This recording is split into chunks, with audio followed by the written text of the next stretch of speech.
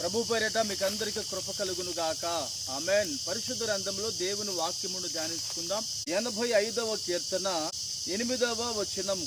దేవుడైన యెహోవా సెలవిచ్చు మాటను నేను చెవిని పెట్టెదను. ఆయన తన ప్రజలతోనూ తన భక్తులతోనూ శుభవచనము సెలవిచ్చును. ఆమేన్. అనేక సందర్భాలలో మనం ఏమి చేస్తామంటే, ఎవరు శుభవచనాలు పలుకుతారా, ఆశీర్వాదపు మాటలు తెలియపరుస్తారా అని మనము యూట్యూబ్లో కానీ టీవీలో కానీ వెతుకుతూ ఉంటామండి. కొందరైతే ఎవరైతే శుభవచనం పలుకుతారో వారి యొద్దకు వెళతారు. ఆ శుభవచనము ద్వారా నేను ఆశీర్వాదకరంగా ఉంటాను అని చెప్పి చాలామంది ఆ రీతిగా నడిపించబడుతూ ఉంటారు. అయితే ప్రభు ఏమంటున్నాడంటే, ఆయనట తన భక్తులతో శుభవచనము చెప్తాడట. ఆ శుభవచనము అనేది మనకు కావాలంటే మనము దేవుని యొక్క మాటను మన చెవిని పెట్టాలండి. చూడండి, ఈ భక్తుడు దేవుని యొక్క ఆ శుభవచనము అనేది ఇతడు వినడానికి ఆయన మాట్లాడినప్పుడు ఆయన మాటల వైపు తన చెవులు పెడుతూ ఉన్నాడు. ఈ రోజున మనము కూడా దేవుని మాటను మన చెవిని పెట్టుకున్నప్పుడు యేసయ్య మనకు శుభవచనాలు పలుకు చేస్తాడు, శుభవచనాలు మనకు అనుగ్రహిస్తాడండి. ఫర్ ఎగ్జాంపుల్, రాత్రంతయు చేపలు పట్టాడు సీమోను పేతురు, ఒక్క చేప కూడా దొరకలేదండి.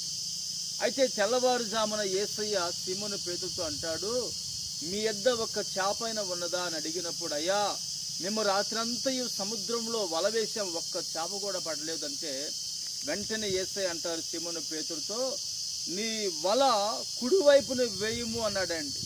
అయ్యా మేము రాత్రంతా ప్రయాసపడ్డాం, ఒక్క చేప కూడా దొరకలేదు, అయినను నీ మాట చొప్పున నేను వల వేస్తానని చెప్పి యేసయ్య మాట ప్రకారము సీమోను పేతురు వల వేశాడండి.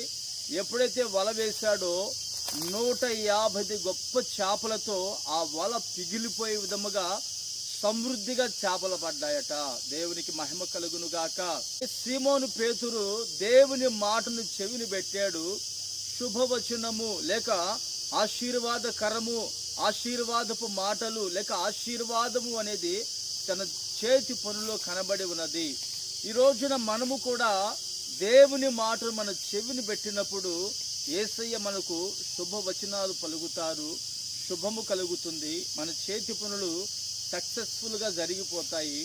మనకు పెండింగ్ ఉన్నటువంటి ప్రతి పని కూడా దేవుని యొక్క మాటను మనం చెవిని పెట్టి అది ఈజీగా ఆ పని అయిపోతుంది. మరి ఏ పని కావాలని ఆశపడుతున్నావో నిశ్చయముగా దేవుని మాట నీ చెవిని పెట్టుము, నా ప్రభు నీ జీవితంలో శుభములు అనుగ్రహించునుగాక.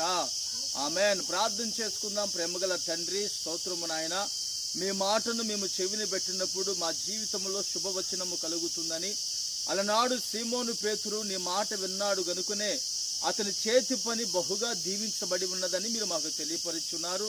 ఇట్టి మాటలు ఈ రోజున మీరు మా జీవితంలో నీరు కట్టి ఫలింపు చేసి మహిమ పొందుకోమని యేసు నామమున ప్రార్థిస్తున్నాను తండ్రి. ఆమేన్.